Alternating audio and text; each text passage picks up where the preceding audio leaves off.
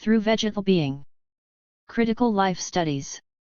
Jamie Weinstein, Claire Colebrook, and Myra J. Hurd, series editors. The core concept of critical life studies strikes at the heart of the dilemma that contemporary critical theory has been circling around, namely, the negotiation of the human, its residues, a priori configurations, the persistence of humanism in structures of thought, and the figure of life as a constitutive focus for ethical, political, ontological, and epistemological questions. Despite attempts to move quickly through humanism and organicism to more adequate theoretical concepts, such haste has impeded the analysis of how the humanist concept life itself is preconfigured or imminent to the supposedly new conceptual leap. The Critical Life Studies series thus aims to destabilize critical theory's central figure life. No longer should we rely upon it as the horizon of all constitutive meaning, but instead begin with life as the problematic of critical theory and its reconceptualization as the condition of possibility for thought. By reframing the notion of life critically outside the orbit and primacy of the human and subversive to its organic forms, the series aims to foster a more expansive, less parochial engagement with critical theory. Preface. It is our concern about the current state of nature and the living that compelled us to write a book together. If originally we imagined that it would develop from dialogues corresponding to the theme of each chapter, we quickly understood that this plan was too ambitious or not yet suitable for various reasons.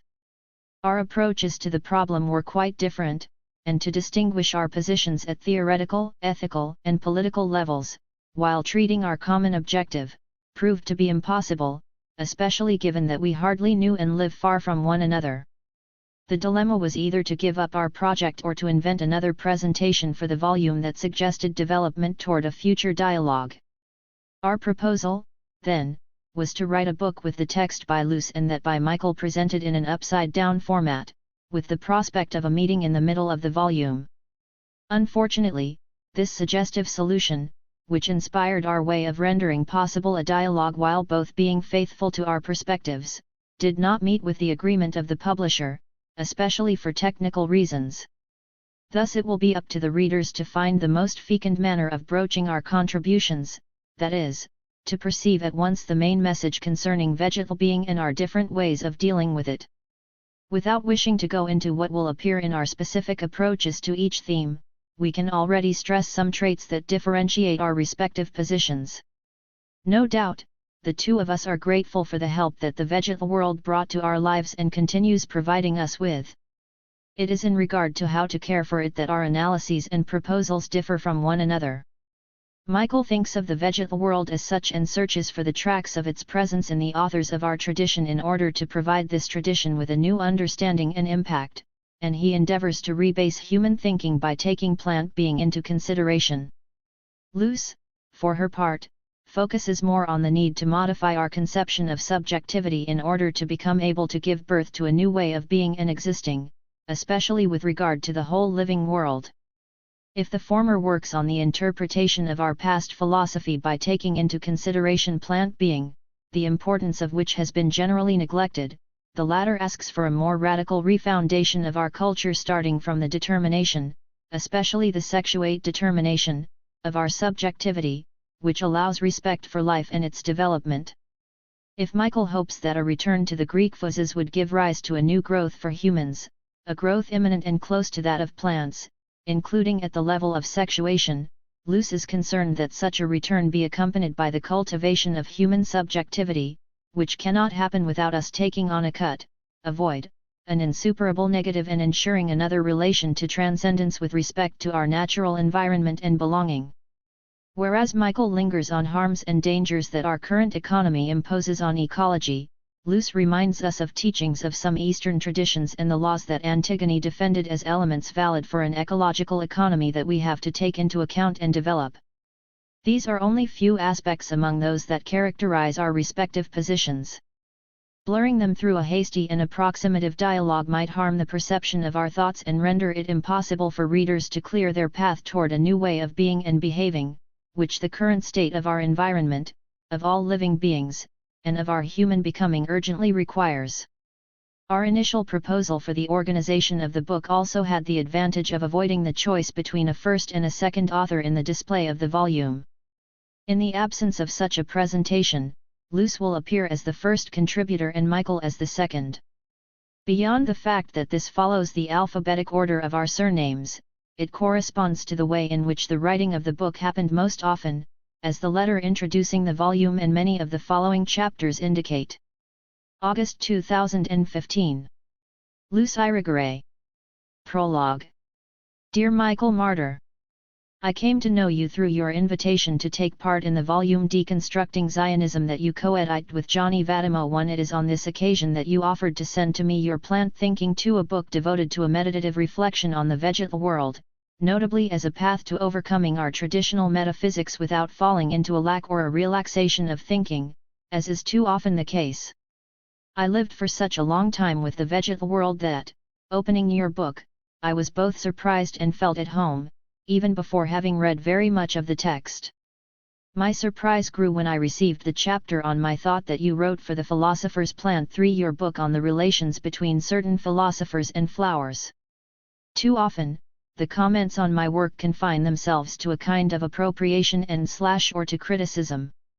While reading your text, I was, if even only partly, sent back to myself and not removed from myself, a thing that deeply touched me. This experience was not at all narcissistic, but, instead, a feeling that may occur in a first encounter. I thought that it presaged the possibility of a relationship between us and its fecundity, perhaps shareable with others through a common work. One of my failings being too quickly giving way to enthusiasm, I began to wonder about some questions, to which your manner of behaving has already provided me with first answers. One of these questions concerns your position with respect to overcoming nihilism, given what I noted regarding your belonging to the philosophical trend that works on the deconstruction of our metaphysical tradition. I am extremely vigilant on the passage from a culture that was nihilistic, through its subjection of our global being to suprasensitive values, to an epoch presumed to be post-metaphysical. I am afraid that what can then happen might be still more perilous for humanity. All the so-called overcoming or surpassing through a falling back into a mere sensitiveness and its presupposed artistic expression are examples of such a danger. However, I do not believe any more that substituting plurality for oneness is susceptible to realizing such a transition.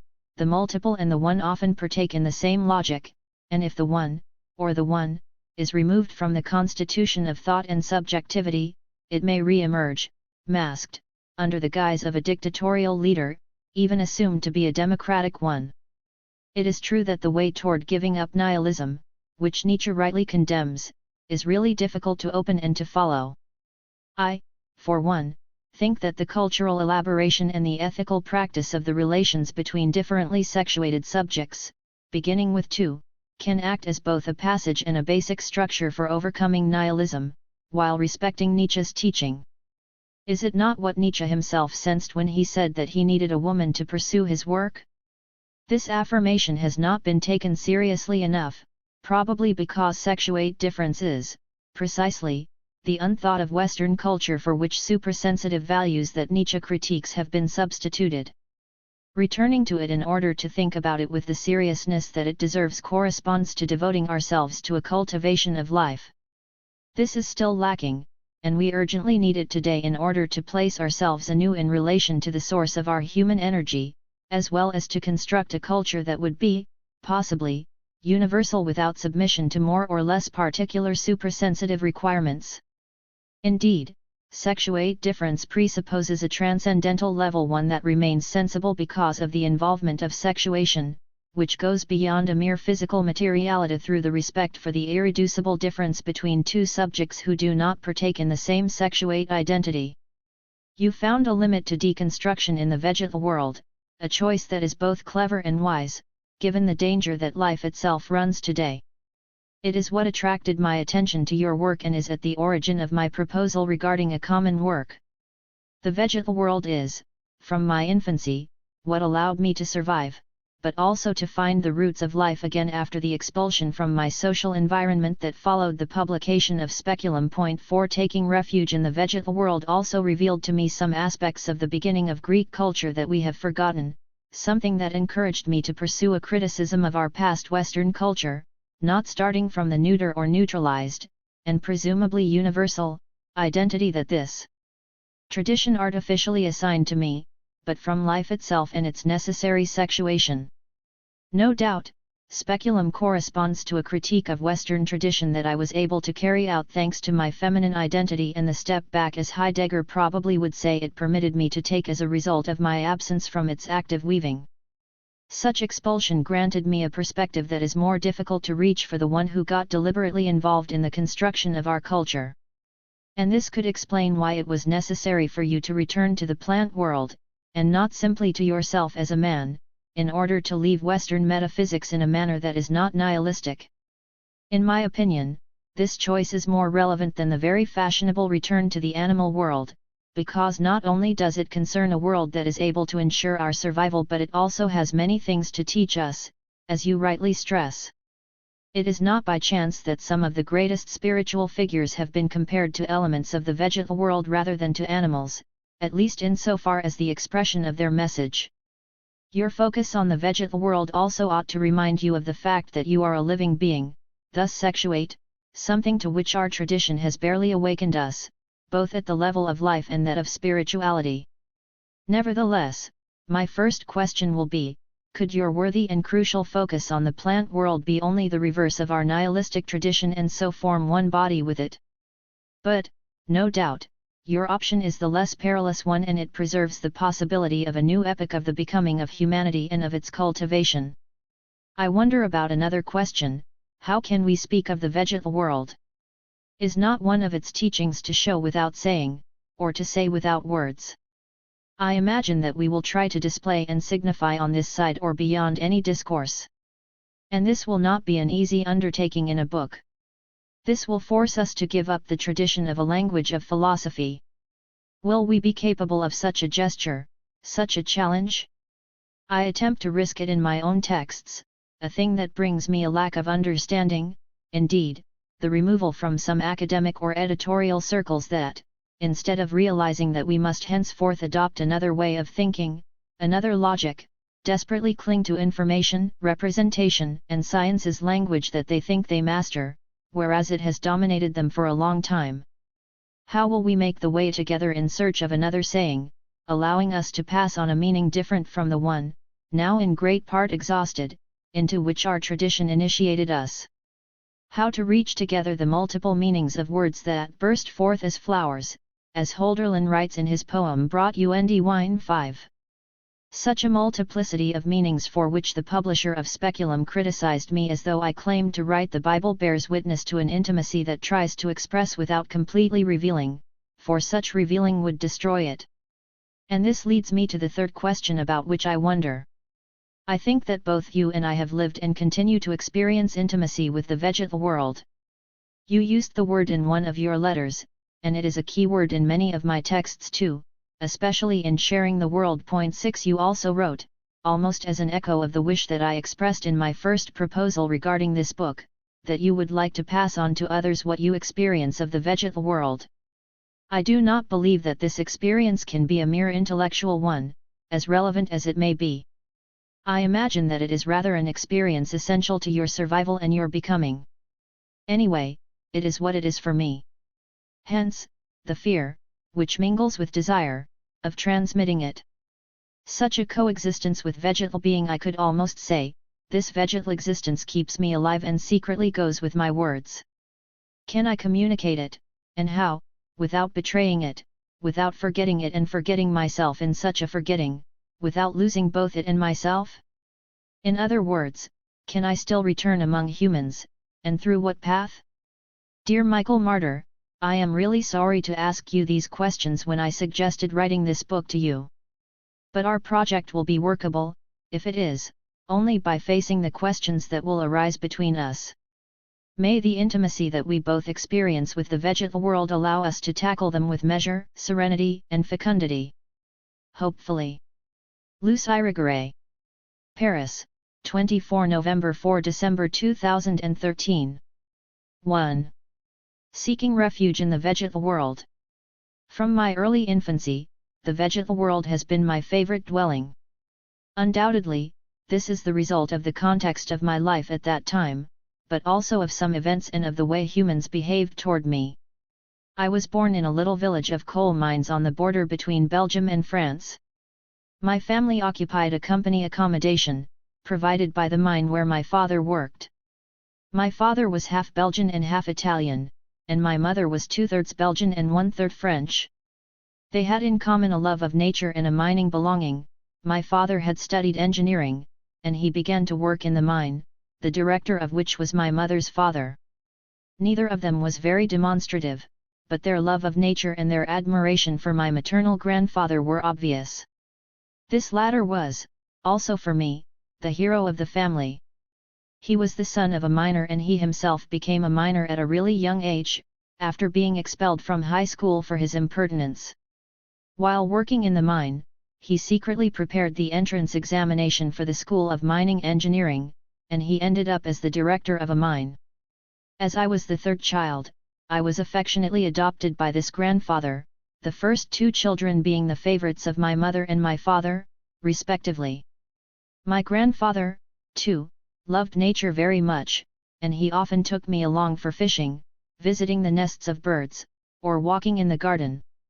It is thanks to him that I could undertake my research work. Before dying, he asked my parents to promise to accept my desire to study at the university. I thus spent my childhood in a context in which nature was really valued. Nature was also our main source of recreational activity. As children, we did not have many toys, and we did not wish for more. On and on, we played in nature with what it provided us with. The only fabricated toy that I received brought me more pain than joy. My godmother gave me a magnificent doll, but it was too big, too cold, too rigid, I may as well say too dead for me, and this gift plunged me into utter despair, which I tried to soothe by playing with animals, above all with rabbits. I behaved with them as with a doll or a baby. I dressed them, I carried them in a small doll carriage, I bottle-fed them, etc. All that was a little demanding, but I was overjoyed with their movements, with their hearts beating, their jumping out of the carriage, their rebellion against my care. They were living. I also devoted much time to butterflies, to ladybugs, to birds, to lambs, and other animals that populated the garden. Perhaps I rediscovered something of a heaven on earth when I preferred life to death. Moreover, it was in the garden that the religious feasts were celebrated.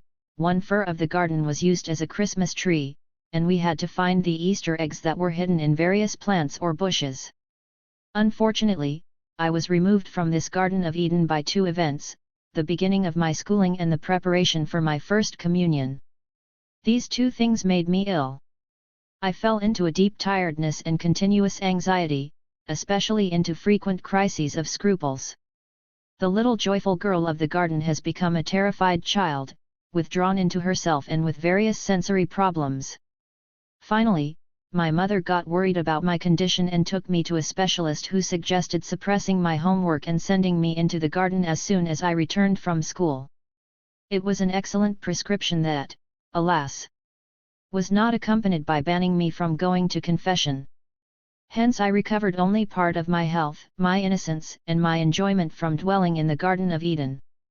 Two other cataclysms happened in my childhood or adolescence when my parents decided to put me in a boarding school or in a summer camp.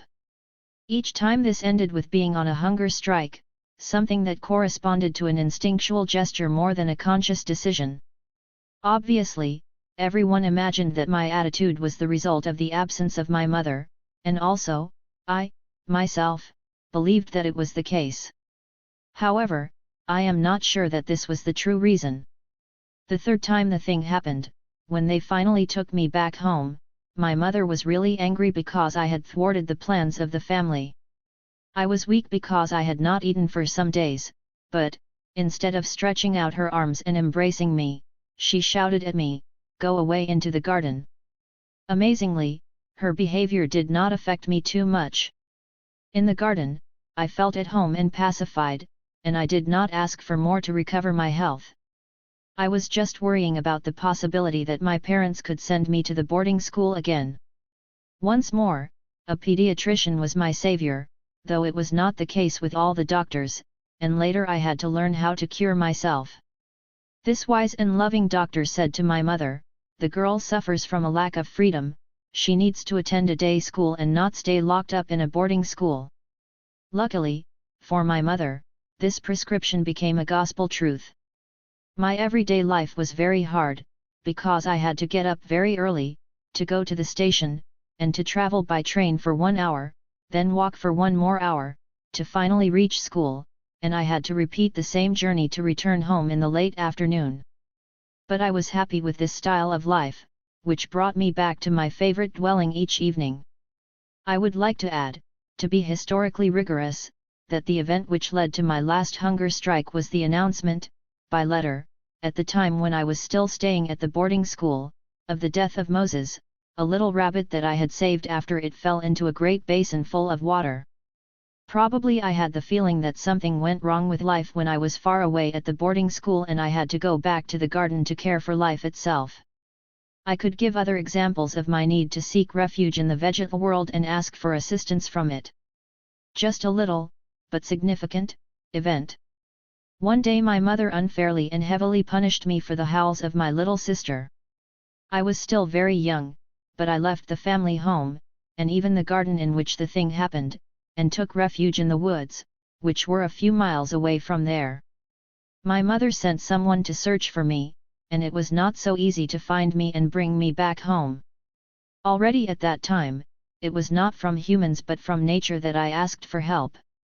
I also think that my decision, during my first university years, to opt for defending my feminine identity and values against the neutralization of the individual, of discourse, and of thought took part in the same longing for living, instead of subjecting myself to cultural constructions that paralyzed life, its growing and its sharing.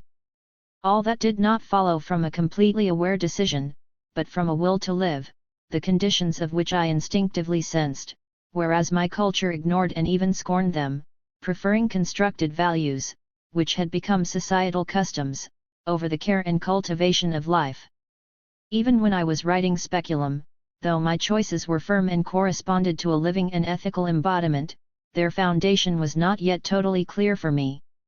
But who can imagine, for example, that I wrote Speculum while sitting in the woods or near the sea, and not in a library? However, this remained a vital necessity, more than a requirement for my thought, at least on an absolutely conscious level. This book had to cause my expulsion from the university, from the school of psychoanalysis in which I had my training, and from the various scientific circles I frequented and where I had my friends, so that I began to wonder about the truth that I was seeking and upholding. Perhaps, in Heideggerian terms, I could say that a bend or a turn in care was necessary, so that I glimpsed something of the horizon that my thinking was opening or reopening. 5-10 December 2013. 2. A culture forgetful of life. What happened with Speculum? Contrary to my expectations, this book was a great success. I composed it during 4 years that corresponded to crossing a wilderness. At that time I was still practicing psychoanalysis, and I was also a political activist of women's liberation. Thus I could not devote all my time to writing the book. Furthermore, it was not a book that could be written in a few weeks or months, it called for many readings or rereadings and lengthy meditation. Given the difficulty of the task that the achievement of Speculum had represented, I imagined that it would have a very limited readership. I thought that it would, perhaps, have 4 readers. Why 4? I am not sure that Speculum got 4 readers. I have not met them, but it found a crowd of buyers. For example, Les Editions Diminuit publishing house was forced to open on the Saturday after its publication in order to provide the bookshops with copies that were in short supply. However, at the same time, I was dismissed from my teaching post at the University of Paris, Vincennes. I was expelled from the Lacanian School of Psychoanalysis, to which I belonged, and from the circle of my acquaintances and even of my friends. None of the people from my past relationships celebrated the success of Speculum with me. I received many letters from women I did not know, who thanked me for a book that changed their lives, but they signed only with a first name without any address, and I could not be in touch with them. They have very much helped me to endure what happened, as did the fact that I had already been in absolute distress due to a love pain. I had thus a capacity for resisting social rejections that were less crucial for my life, a resistance that some intellectuals lacked, especially some disciples of Lacan who committed suicide.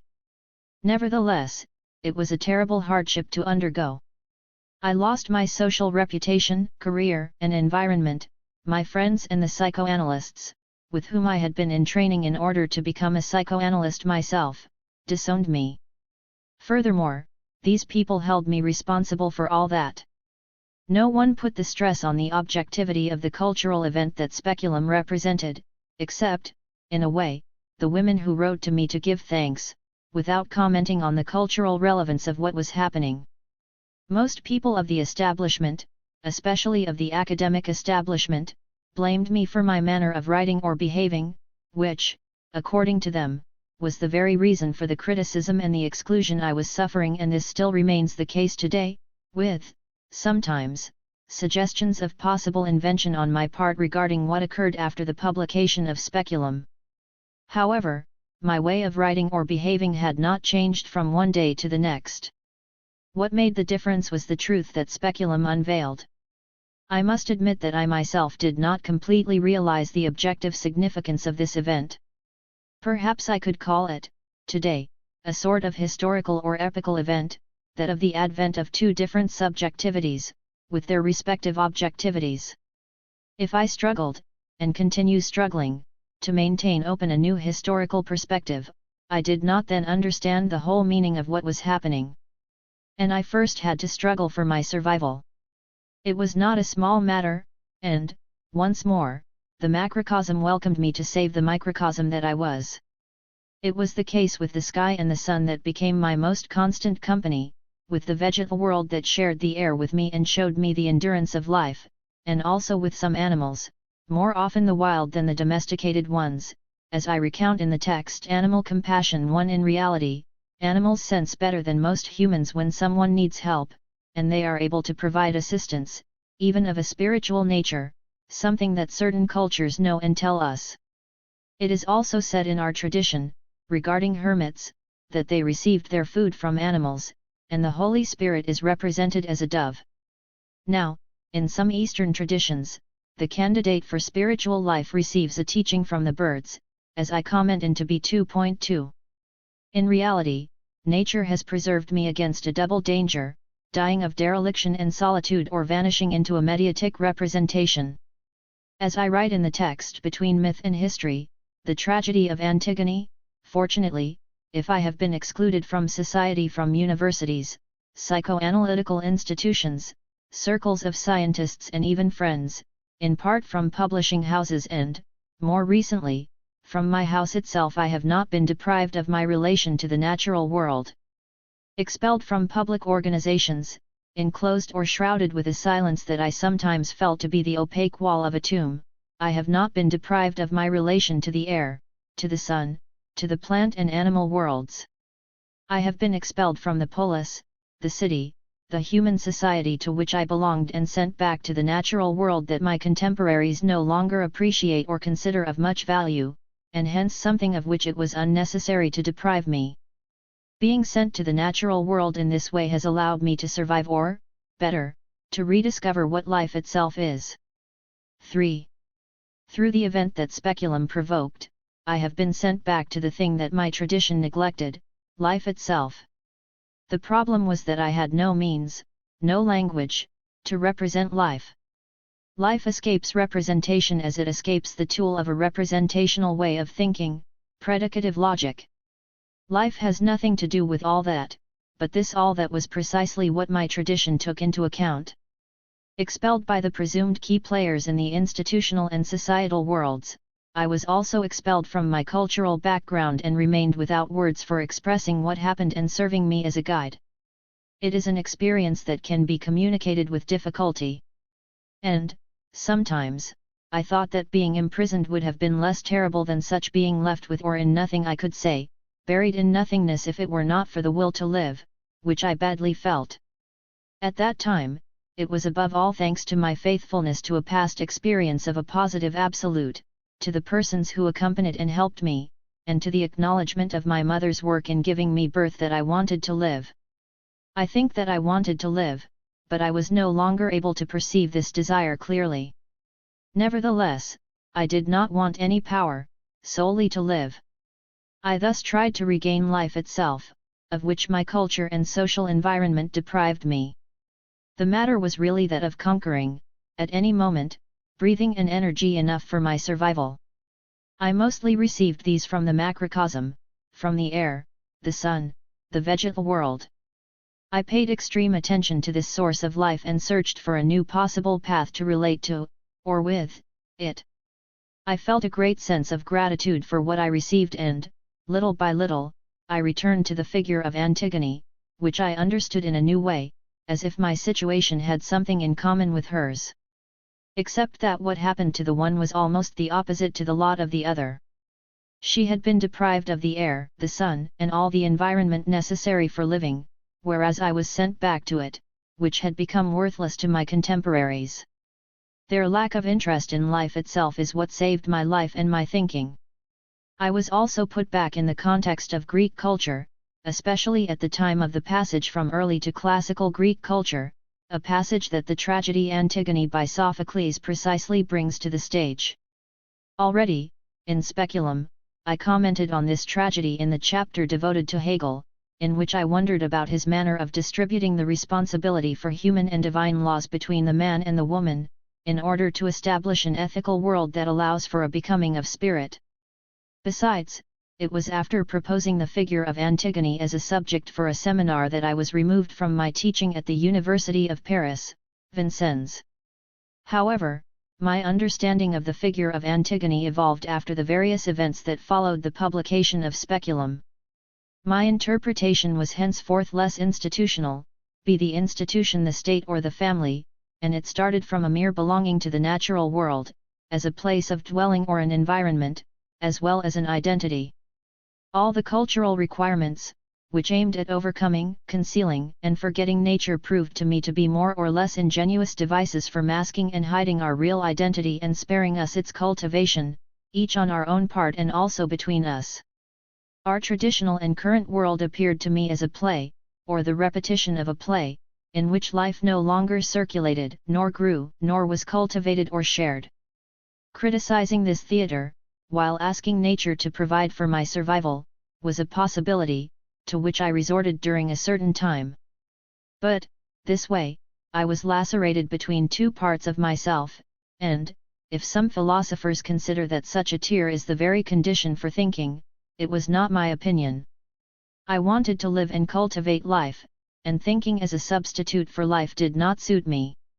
What did not suit me either was staying as a woman in a culture that was not appropriate for me, that is, agreeing with the fact that women's liberation could stop at a mere biological level. In fact, this would have amounted to perpetuating the status traditionally assigned to women, with the additional permission of going outside the family house so long as they submitted to a culture in the masculine that deprived them of the cultural values they needed for constituting a subjectivity of their own, or, in other words, for existing as women.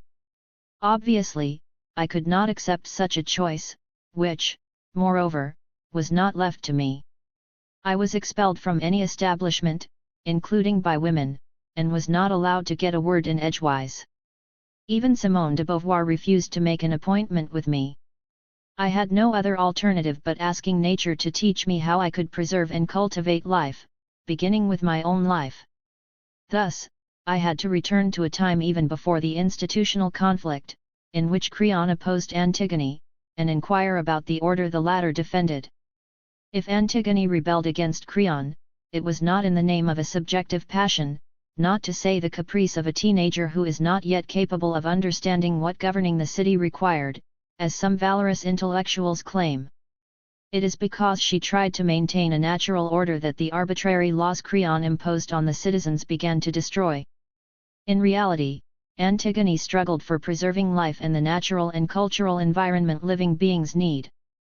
Ultimately, it is not even a family matter, except for the concern about the familial order that Antigone attempted to preserve against another order, in which the family will be in the service of the state and those in power instead of remaining the place where life is cultivated. The enigmatic and still impenetrable truth that Antigone represents henceforth dawned upon me as evidence for the expression of life itself. Antigone testifies that life is an absolute, the unique absolute that we have to preserve and to incarnate. No other absolute can supplant the absolute that life is without submitting us to mere survival. Passage to a culture of simple survival through subjection to values or ideals more or less arbitrarily constructed by men, Antigone opposes with a radical no. There is no possible negotiation regarding life, life is or is not. The question is how we can cultivate what life is. As life can never be treated as an object, our culture does not supply us with a method to answer this question. I had thus to clear a path that did not yet exist. And it was not by chance that, as soon as I opened a patch of sky or perceived an inkling of a new truth, all was made to cover such a light. I remember confiding, exhausted, in an old friend, "I am just emerging, I am buried again." I swear that I was not quoting some text or imitating some figure. I was only short of breath and trying to recover a way of breathing. It is true that being born requires one to breathe by oneself. Instead of teaching me how to cultivate my breathing, my culture had taught me how to suspend my breath in words, ideas, or ideals, something that led me to breathe in an artificial way and left me breathless when I was expelled by and from my cultural background and indeed no longer believed in its values. The death that was imposed on Antigone was to be locked in a cave, and so deprived of the air and the light of the sun that a living being needs. In order not to commit a murder forbidden by the law, Creon attempted to kill her without overtly killing, even ordering that food be brought to her in the cave. But how to consume food, how can the combustion of food happen, without air and light? Did Antigone have another solution to her imprisonment than taking her own breath away? I was outside, and I could attempt to recover my breathing first to survive and, then, to discover how to cultivate life. 1425 December 2013. 3. Sharing universal breathing. At first, I had to recover life, a mere survival, and also the life, of which my culture had deprived me. Unfortunately, I no longer lived in the country and no longer had a garden. Breathing is the first and the last gesture with regard to life, but to recover one's breath in Paris, the city in which I was living, was not an easy task. I left the city for the woods or the mountains as often as I could, in order not to stay in a house or a studio but to walk outside in open air. When I absolutely had to stay in Paris, I spent a part of the day in a park. The vegetal world was my favorite dwelling again, but, at least in the beginning, more as a place essential to my survival than as the Garden of Eden. Perhaps I could say that the vegetal world had become a mothering place that provided me with the air I needed. However, I was no longer a fetus. I no longer received oxygen with the maternal blood through the umbilical cord and the mediation of a placenta. I was already born and had to breathe by myself. It was the vegetal world that ensured mothering care with the environment it arranged around me. I could even reform a sort of aerial placenta, in which I remained sitting for hours, and the trees or other plants purified my breath without asking for anything in return. I was very moved and grateful to nature for the hospitality it sometimes I would like to say she gave me always and everywhere without saying anything or calling for something in compensation. She only offered me a place where I could regain life and faith in life. Together with the space and the air it provided me with, nature, above all as the vegetal world, gave autonomy back to me. It proved to me that I was dependent upon no one to live, breathing suffices for living, and I could do that only by myself, with the help of the vegetal world. Furthermore, breathing is what allows for a passage from vegetative life to spiritual life. Thanks to the vegetal world, I could not only begin living again but also continue thinking. There is air was sufficient, I did not need another there is. A new start and a new world were possible, without anything other than breathing, and so, little by little, opening in myself a clearing made of a reserve of free breath, in which I was capable of perceiving and shaping that which I perceived. At first, I could, above all, affirm it is not that and put in question the truth that my tradition taught me. I crossed through a sort of negative ontology. It is not that which has been passed on to me as truth that allows me to live and to think. The essential function of air and of breath has been forgotten as the mediation for both living and transcending a mere natural life. This function of mediation, in fact, already existed between the vegetal world and myself. We were, in a way, in communion with one another. Air put us into living relations even if we did not assume the same role with respect to it. Through air, I participated in a universal exchange from which my tradition cut me off. Thus, I was alone and not alone. I took part in a universal sharing. Gradually, I experienced such an involvement, and this brought me comfort, gratitude, and also responsibility. I became a citizen of the world, first as an inhabitant of the earth who joined in a sharing of air. In 1974 I discovered, or rediscovered, a crucial aspect of social and political life that my culture neglected, to take care of the atmosphere and of beings that maintain it. The cause was almost as difficult to defend as that of women's liberation. And, more often than not, I acted without saying anything. I stopped flying, driving a car, smoking, and I also became a vegetarian. All that did not happen from one day to the next, but step by step, and the most difficult step has been giving up smoking. From the outside, such a universal communion through air might seem a fusional process. In reality, that is not the case. If breathing reminded me of the difference between the air in which I dwelt and the air that corresponded to my soul or my spirit, that is, of the difference between the outside and the inside, breathing also reminded me of the difference between the other and myself. Losing our identity to form a whole with the others, be they human or not human, amounts to giving up our own breathing, and this can lead to a terrible struggle for survival. Before any master-slave struggle at the economic and social levels, the struggle exists at the level of life itself for appropriating the air essential to life. However, we remain unaware of this or prefer to ignore the problem. And the presumed materialists barely take into account the necessities of our body, for which the first food is air. They misjudge the harmfulness of pollution in order to, supposedly, provide people with food. But who can eat without first breathing?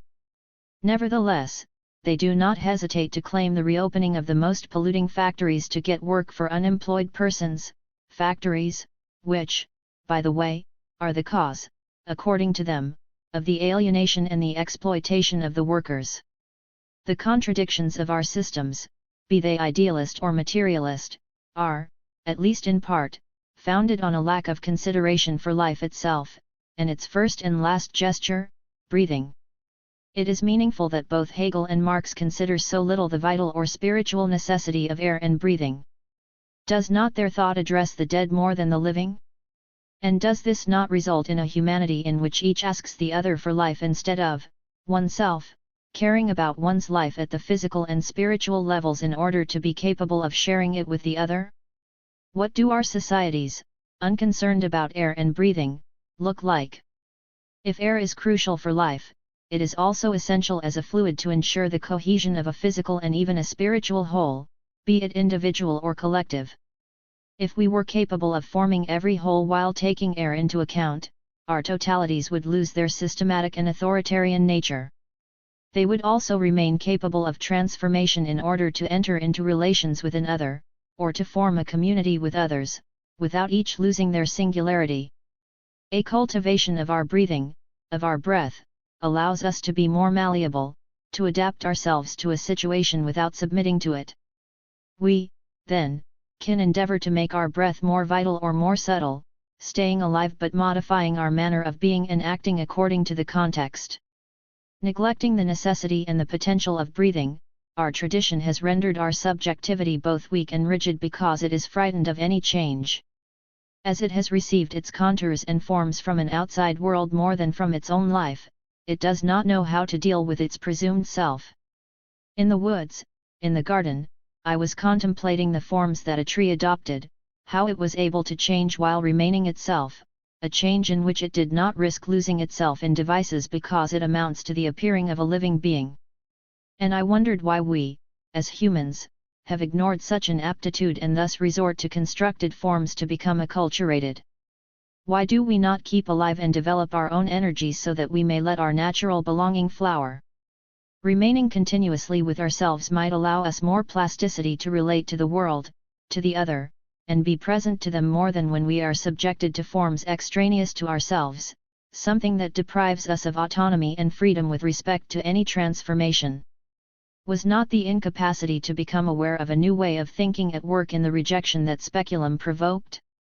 Do we not consider, as Westerners, that war and destruction or the so-called murder of the father, are necessary to pass from one epoch of history to another? Now, this did not amount to my purpose or desire. I wanted to come back to life and not to kill or destroy anyone or anything. I thus decided to turn to another tradition, hoping that, this way, I could discover both help for surviving and a path to cultivating my life. It was a car accident that, first, led me to address a practitioner of yoga, as I tell it in Between East and West and a New Culture of Energy. 1. He was French, but he had done his training in India in the school of Krishnamacharya, and he was familiar with the Indian tradition. Beyond the exercises he gave me to do in order to develop my spinal muscles, he also taught me how to cultivate my breathing and recommended texts to be read and even masters to be met. Little by little, I discovered a universe that I was searching for in which breathing is crucial and life as such is respected and cultivated. I also found out that some masters, for example, Krishnamurti, cf. The Years of Awakening, 2, not to mention the Buddha himself, had asked trees for help, as I was doing.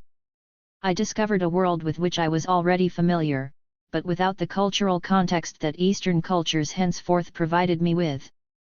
I began reading the literature of this tradition at therapeutic, cultural, and spiritual levels, for example, the Vedas, the Sutras, especially the Yoga Sutras by Patanjali, the Upanishads, the Bhagavad Gita with Macron, the Bhakti 3, etc., as well as some novels and works of poetry, but also some good commentators such as Swami Sananda Sarasvati, Sri Aurobindo, Mircea Eliade, Elaine Danilu, Lillian Silburn, Jean Varenne, Heinrich Zimmer, etc.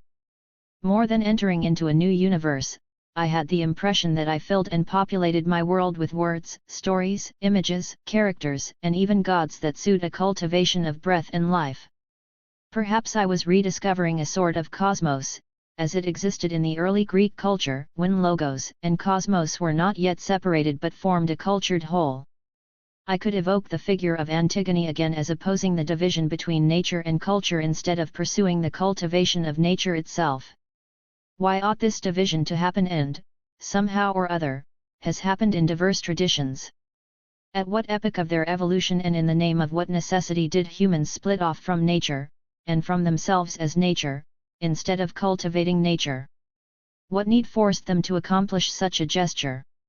Is it unavoidable?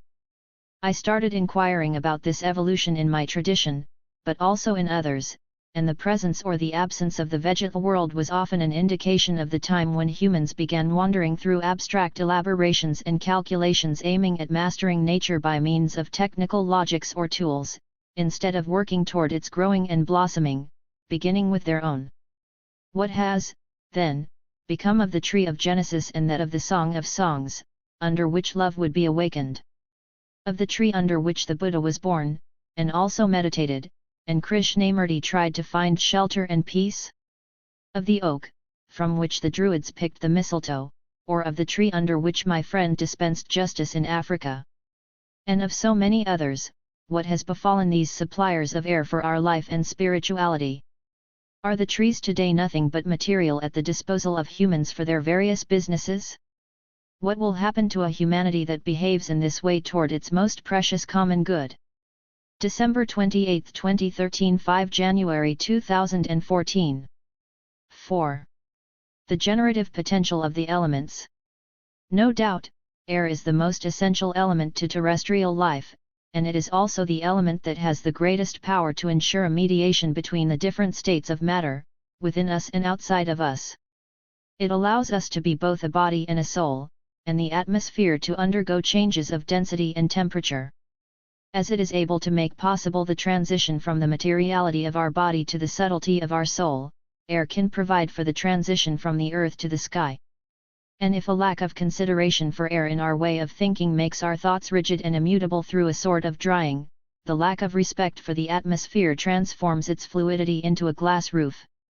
Starting from a certain epoch, the continuity between the body and the soul, the earth and the sky, has been interrupted. Instead of ensuring the passage from the one to the other, especially through a transformation of the density of air, the two became opposed to one another, as if we ought to take care of each differently. Now it is not the case. Caring about the atmosphere of the earth and worrying about the nature of the sky depend on the same gesture.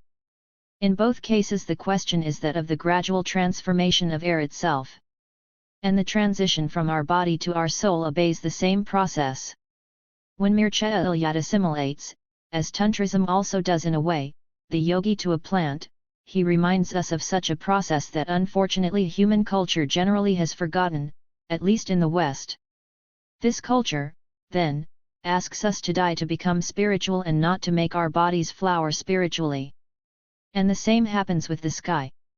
If we were aware of the fact that the sky corresponds to a sort of flowering of the terrestrial atmosphere, perhaps we would hesitate to cross and perturb, by flying, the various layers that lead from the one to the other. The vegetal world contributes to maintaining the correct density and quality of the atmosphere, notably by acting on its level of humidity.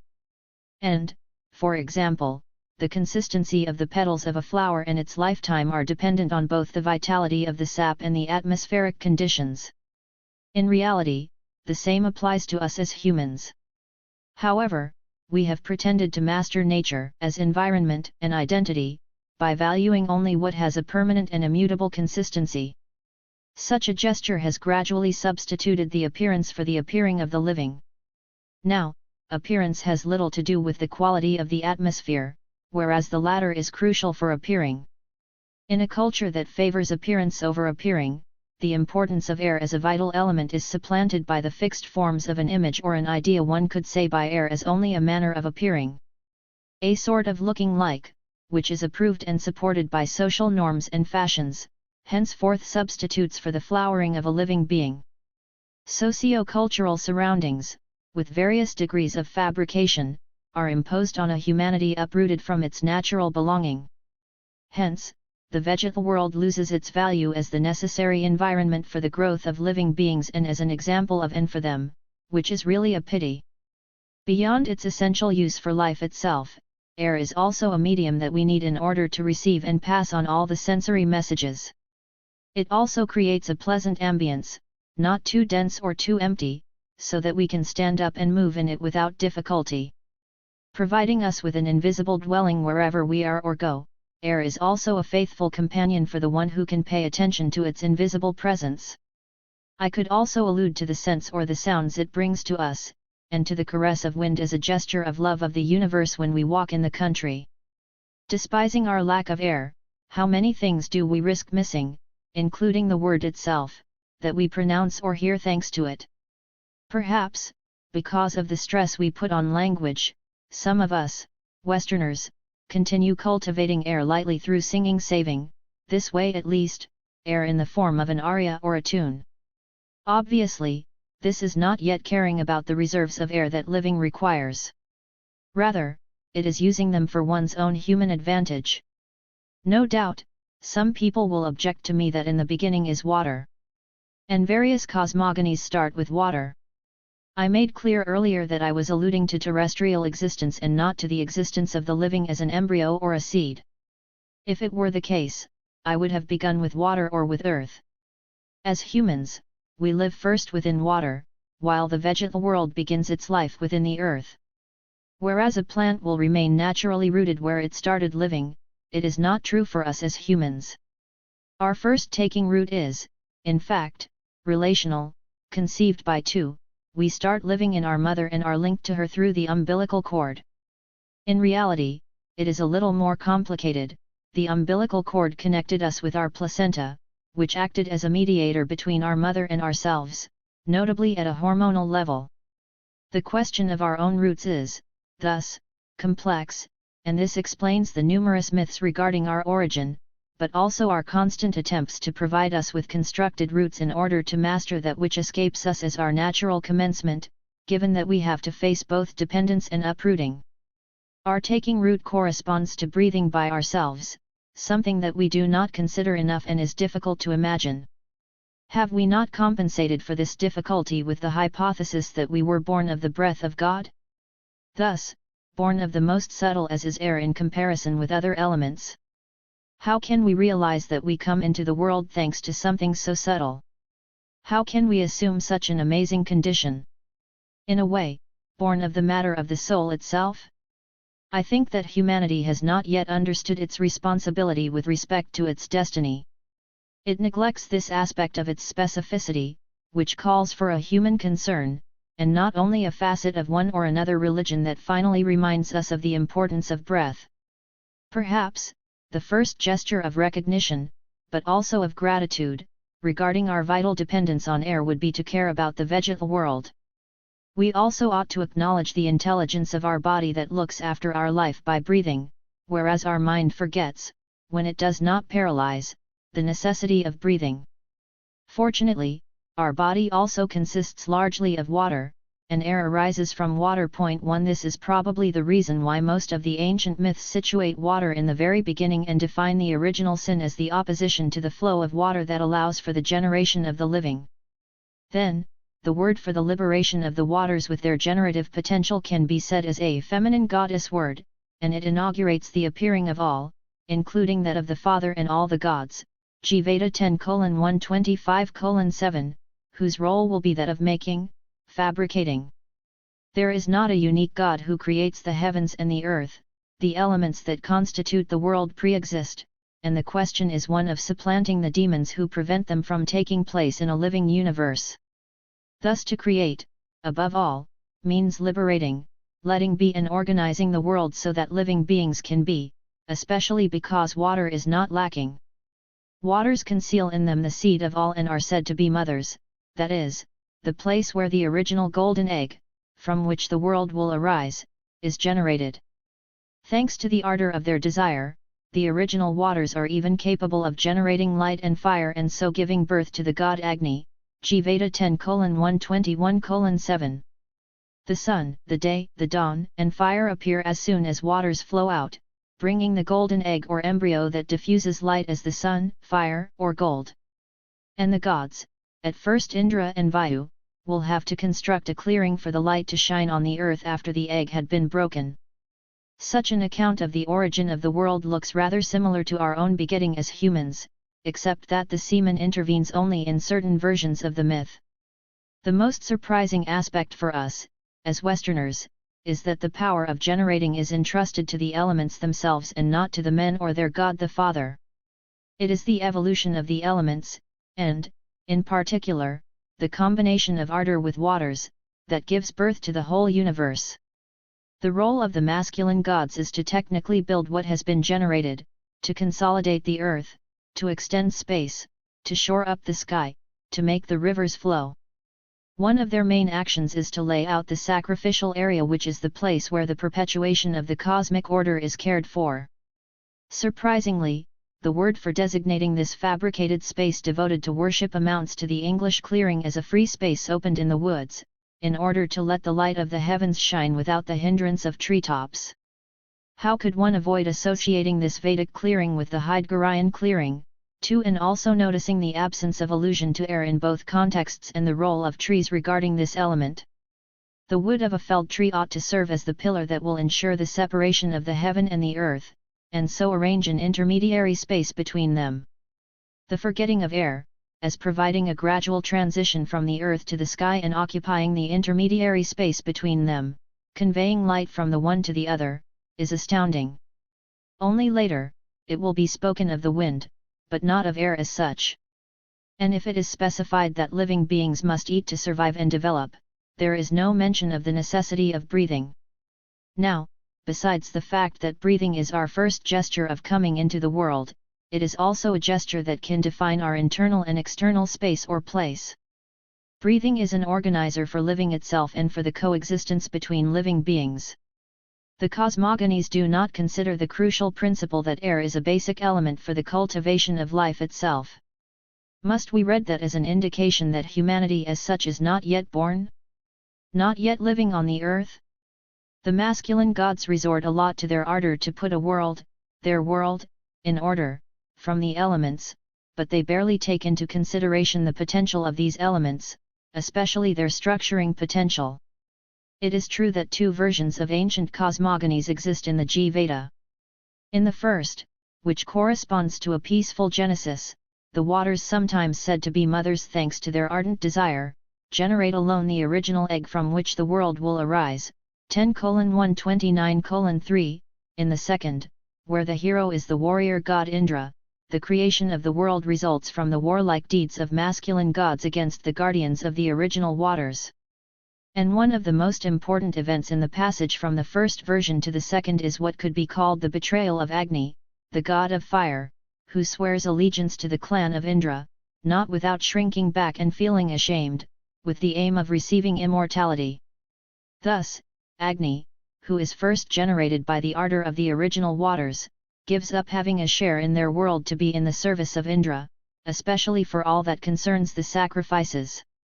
Instead of remaining attached to the potential of the elements, Agni enters the service of Indra to contribute, as fire, to the sacrificial rites. It is no longer the elements themselves that provide ardor, sap, growth, and the appearing of all, but the work of fabrication of men, initially of masculine warlike gods, which gradually attempts to substitute for the potential of the elements. At the same time, the waters become rivers and, as such, the submissive spouses of Indra, who sing praises of him. Before any theft of fire from the gods see, for example, the story of Prometheus, the fire is, first, stolen from the original waters, also called mothers, that is, from the generative potential of the elements.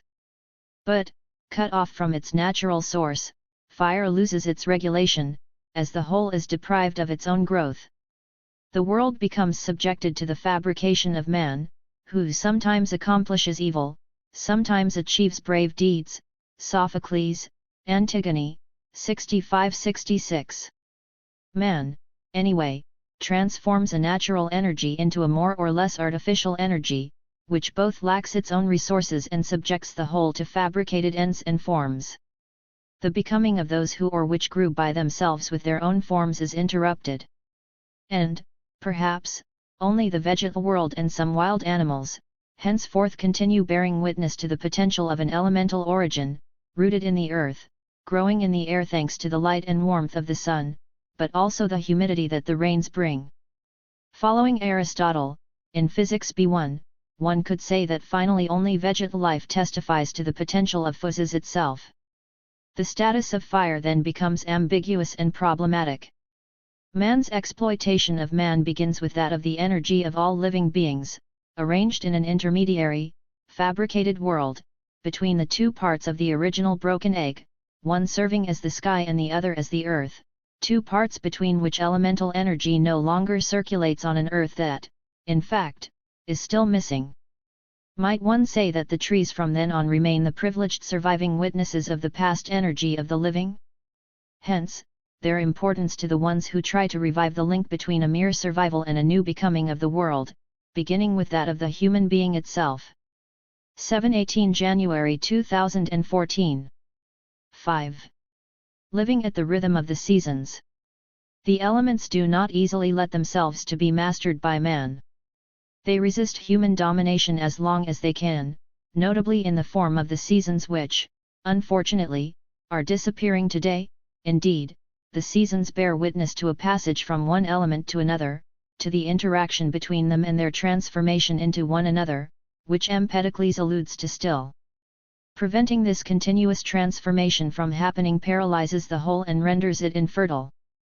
At the time of the Vedas, the demons, sometimes compared to dragons, keep the waters confined and prevent them from flowing out, so ensuring the generation of the world.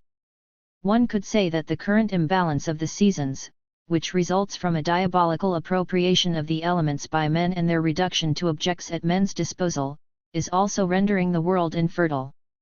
We commonly hear people saying with sadness, "There are no seasons anymore," whereas to allude to seasons in cultural circles seems out of place and looks outmoded and artless. A radio journalist even criticized me for talking about the seasons, as if it were something politically suspect. I imagine that the same journalist broadcasts on the occasion of Christmas or Easter, for example, but without establishing a connection between these feasts and cosmic events that they, in reality, celebrate. There have existed endless debates, some of which Iliad alludes to, about the precedence of natural productions over divine creation. And many people, especially women, have been sentenced to death because they upheld the precedence of nature. It is really surprising that it has not been possible, at least in our tradition, to harmonize the power of nature with the divine power. This has divided us into a natural part and a spiritual part, instead of working on a solution of continuity between the two parts, which is absolutely crucial to accomplishing our human life.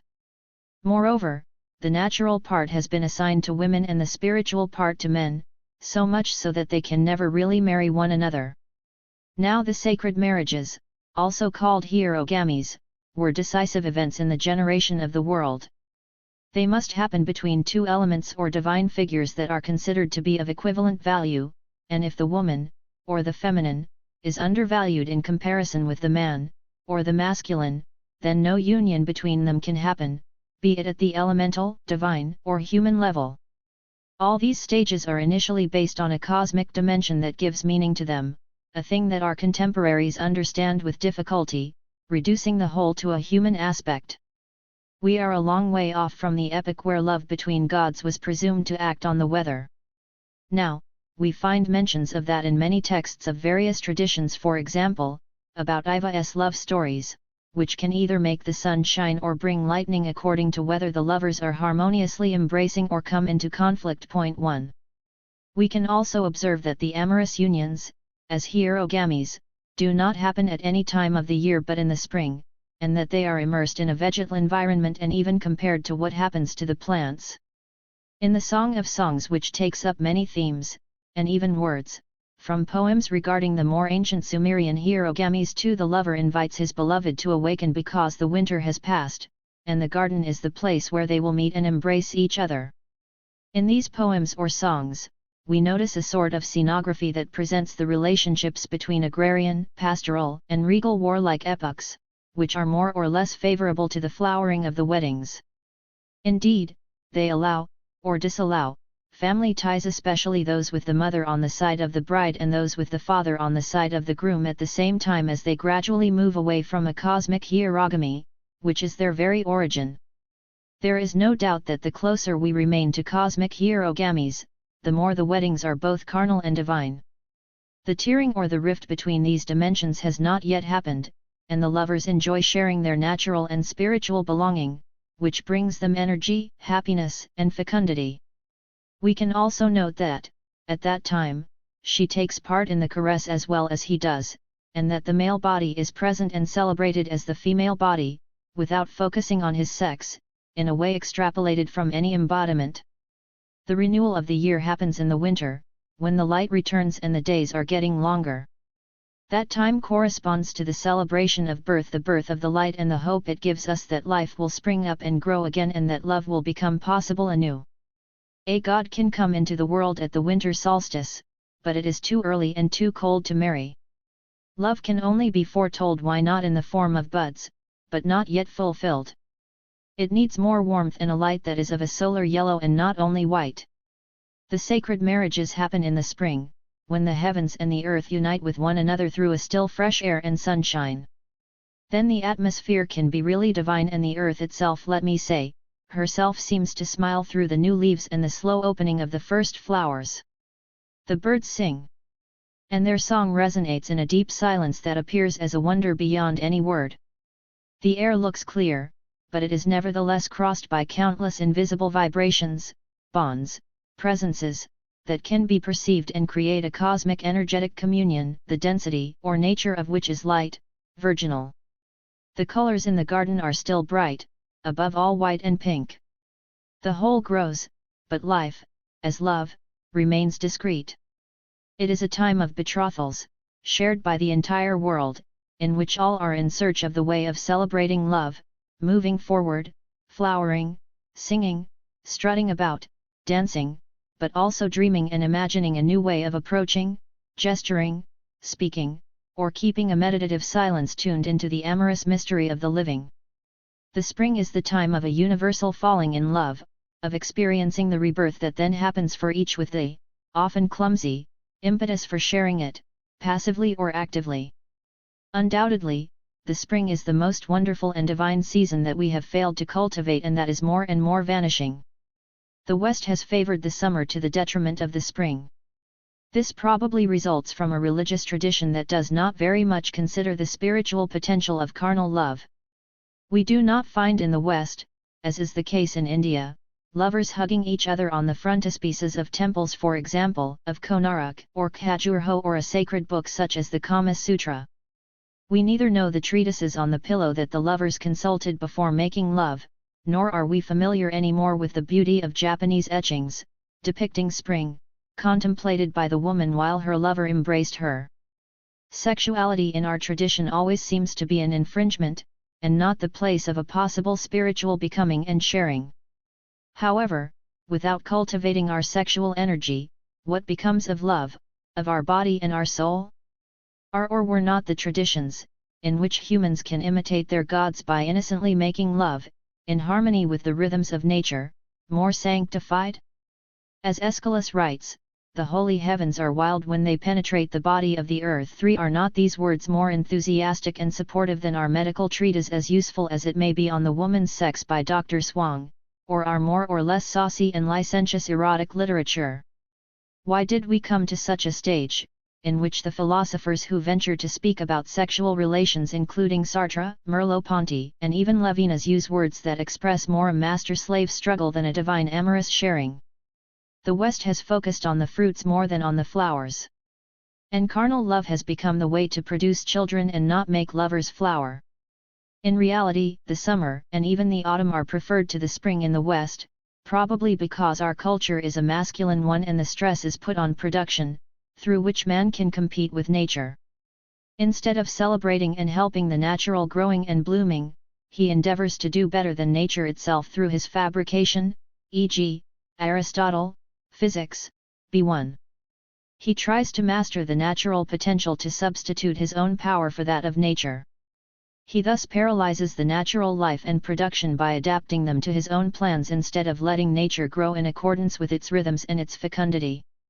More and more, he strives to intervene in this process, to force nature to produce more and at an accelerated artificial rhythm. No doubt, the time of fruits conceived in a general sense as the fruits of the earth is also a beautiful time, and the earth, in its great wisdom, indicates to us what it is advisable to eat at each time of the year. For example, it is not by chance that potatoes, walnuts, and chestnuts are harvested in the autumn; they respond to what our body then needs. Unfortunately, there are our caprices, or those of our society, which decide on our way of eating without us paying attention enough to what nature provides us with, and giving thanks for it. It seems that man is henceforth incapable of glorifying nature for the life it lavishes on him, and he wants to prove the superiority of the strength of his work in comparison with natural fecundity. He will produce by himself, and not contribute to the development of the productions of nature itself. All that amounts to a loss, instead of an increase and cultivation of energy, that harms all living beings. After the pickings and the harvests are finished, our tradition celebrates the Day of the Witches, Halloween, and the Day of the Dead.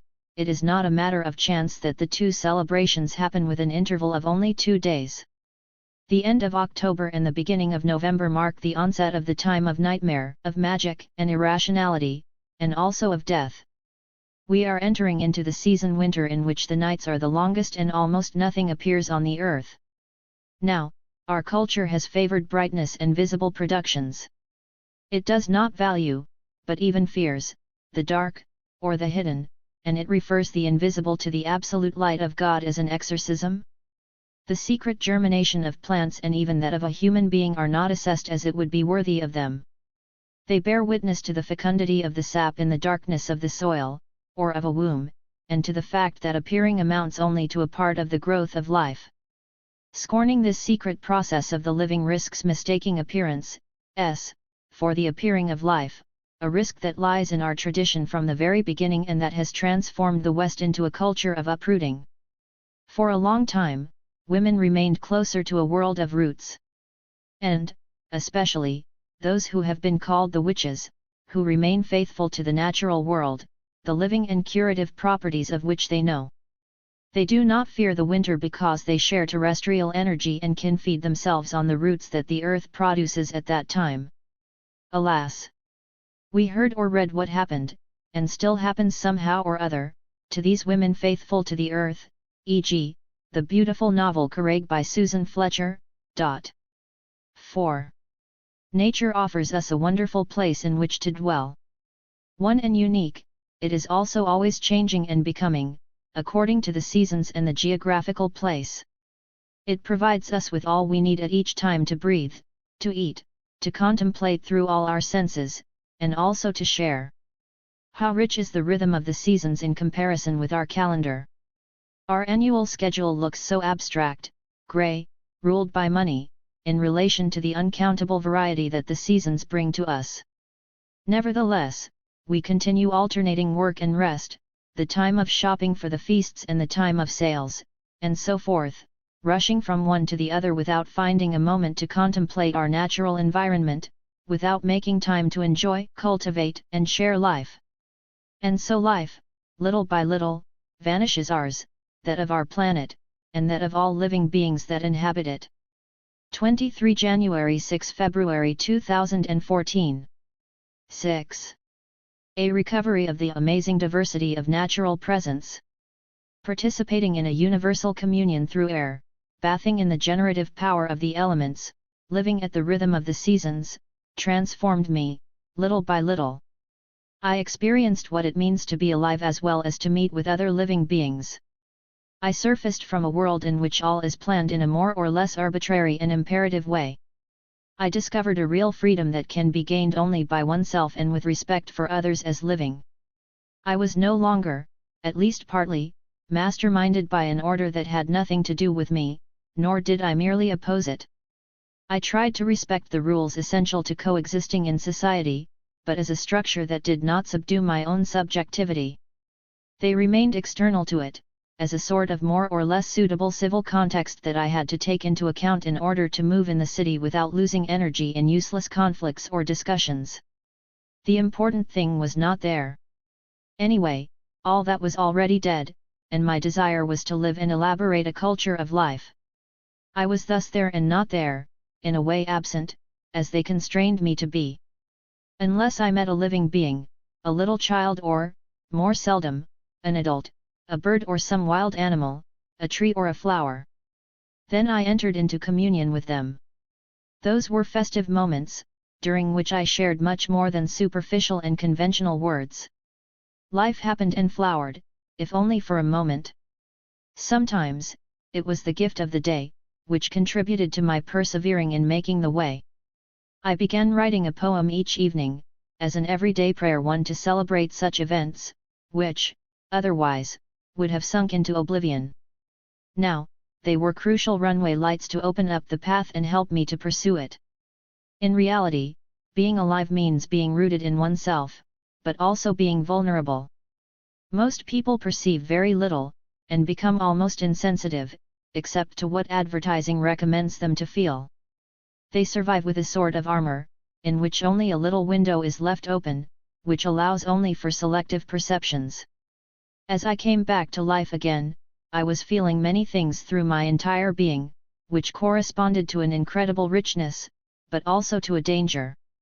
How to experience all I was experiencing without losing my own subjectivity and without suffering because of the brevity of the meeting, either? I thought of that after encountering a little child whom I did not want to leave unhappy with our separation, but the same was true for myself. How to succeed in unifying so many experiences without depreciating one in relation to the other or vanishing into such a multiplicity.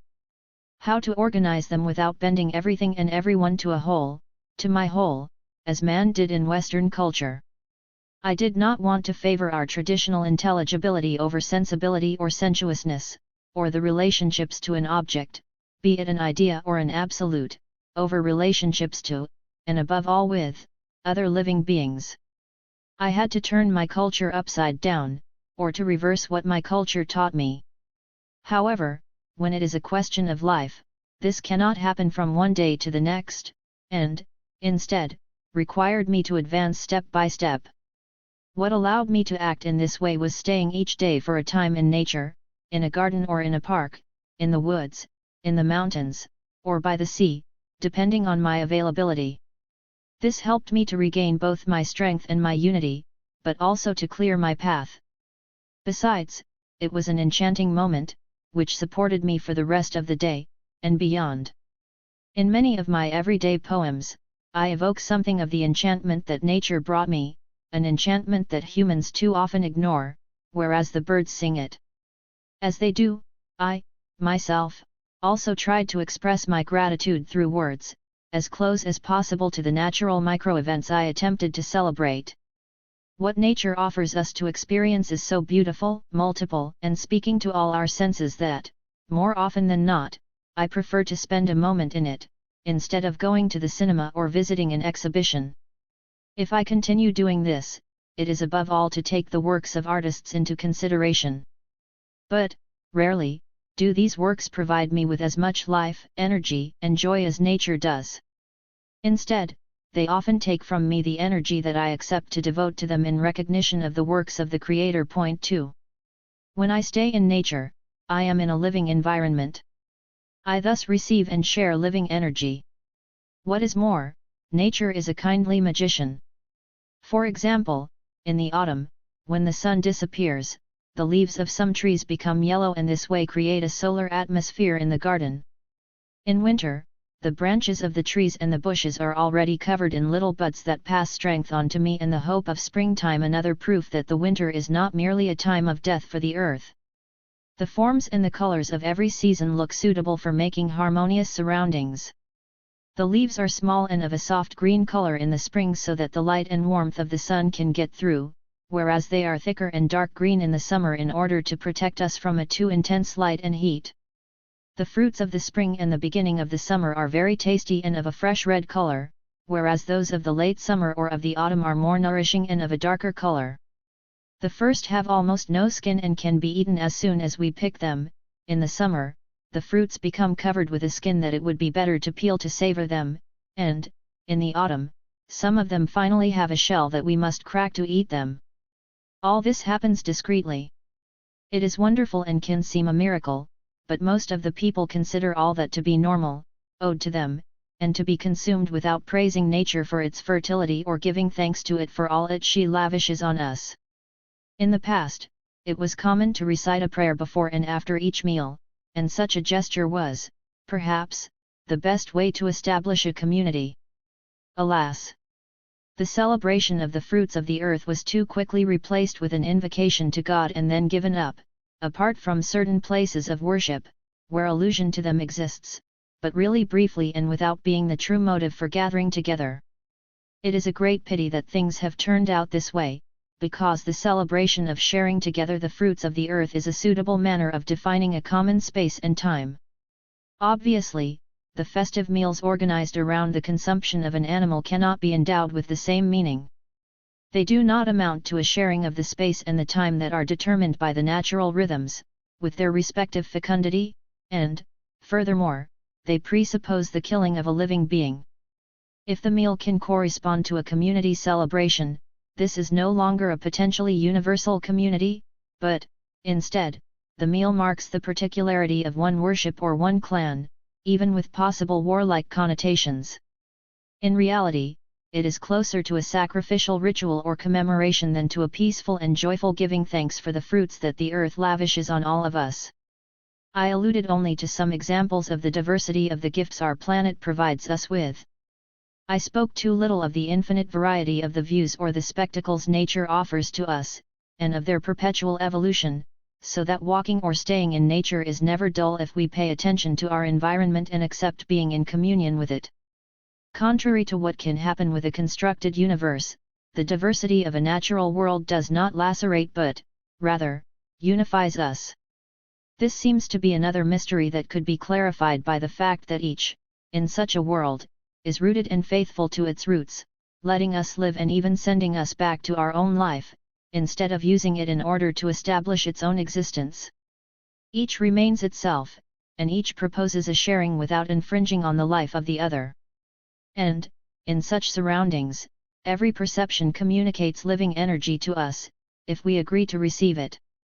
What also matters is that in the relationships with a natural, and, especially a vegetal environment, quality prevails over quantity. In our Western logic the latter has been somehow or other privileged, and this did not favor a cultivation of life.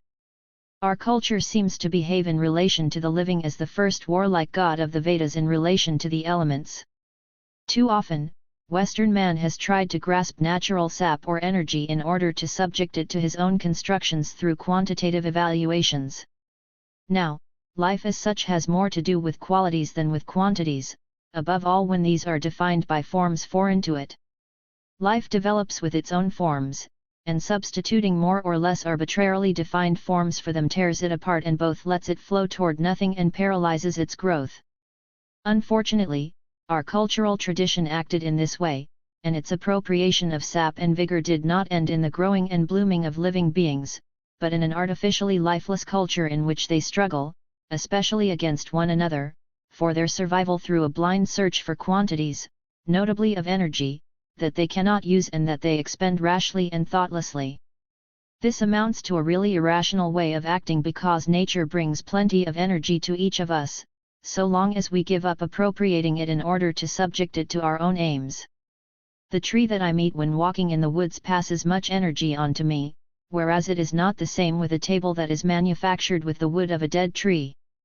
No doubt, this material is better at an energetic level than a completely fabricated one, but it is already cut off from its sap, and its forms are planned by us. Agreeing to receive and share energy with the elemental and vegetal world is an inexhaustible resource of energy with living modulations and regulations as can happen in loving relations between humans who are naturally different. 7-14 February 2014. 7. Cultivating our sensory perceptions. Our tradition has used our sensory perceptions as a means of appropriation toward a culture extraneous to a cultivation of life as such. It did not consider our sensory perceptions to be possible ways of entering into communication with nature, with the other, and with ourselves. As a mode of exchanging, our tradition resorted to words, which are presumed to represent the real, and to their gathering into a logos, leaping over the potential of our senses. Thus, instead of lingering before a tree or a flower to contemplate its singularity and meet it in its reality, we pass it, at best, thinking, it is an oak or a daisy.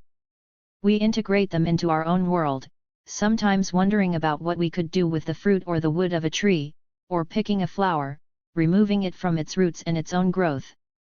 We fail to meet another living being and to welcome the benefit this could bring to us. Our culture taught us meeting a tree only through a denomination, an idea, a use, or a face of the tree that does not move, so renouncing both a great part of our present sight and the energy that an encounter between living beings can procure. In reality, a tree as any living being is not only seen by us, as is the case with most of the fabricated objects, it also gives us to see because it lives by itself.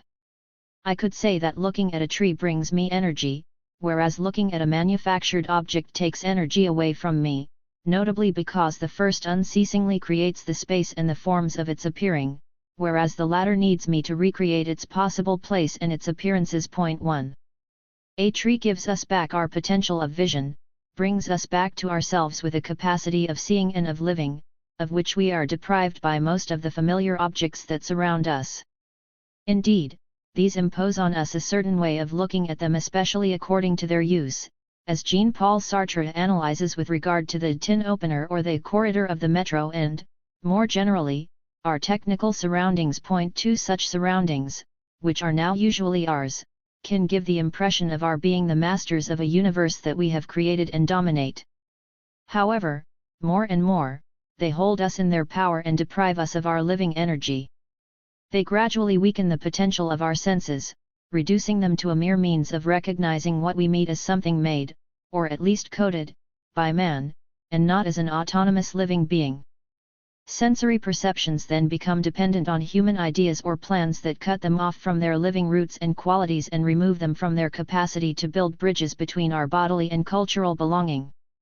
It is through paying attention, in the present, to its concrete singularity and its sensible qualities, without substituting a name for them, that the perception of a thing, above all of a living being, can lead us from a merely physical stage to a spiritual stage of our concern. Gazing at a rose can help me to achieve a concentration that many words or discourses are not able to grant me.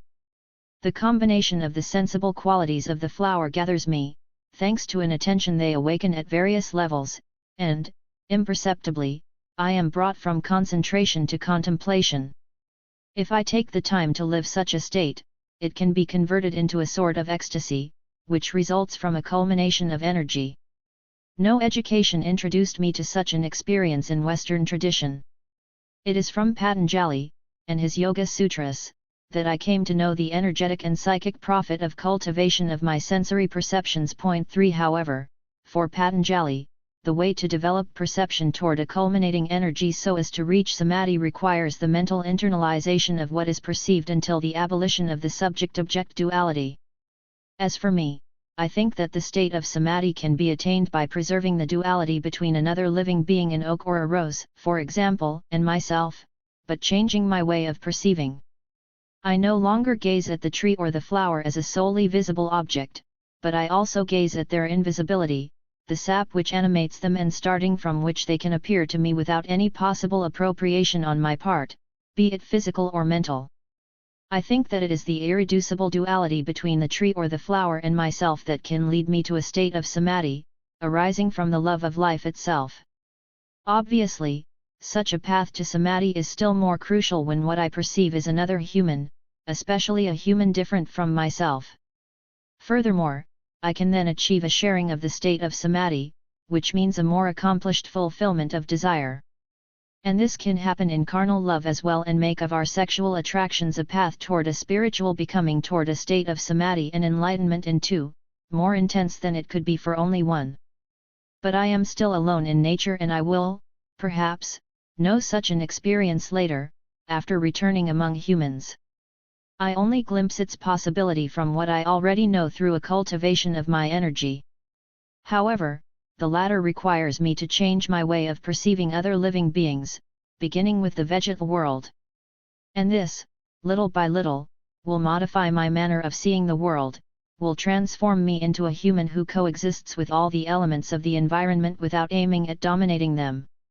I, then, live with, share with, exchange with them, each of us bringing to the other and to the whole what the singularity of our being allows us to bring, but also receiving from the others what they can provide us with. Then man is no longer the one who gathers everything and everyone in a whole, starting from himself and his language. A human is a living being among other living beings, each one remaining faithful to one's roots and natural belonging without mastery over or confusion with others. It is the specificity of each embodiment and its respect by others that secures and maintains the place of every living being. I first talked of the necessary education, I could say conversion, of our manner of seeing, because sight is the most decisive sense in our tradition. We must learn how to look at a tree, not to perceive its present form in order to represent it mentally and fix it by naming it. Rather, we must gaze at its being as living and changing. Now we designate a birch with the same name in the spring, the summer, the autumn, and the winter, although this name refers to forms, colors, and even to sounds and to odors, which are absolutely different according to the time of the year,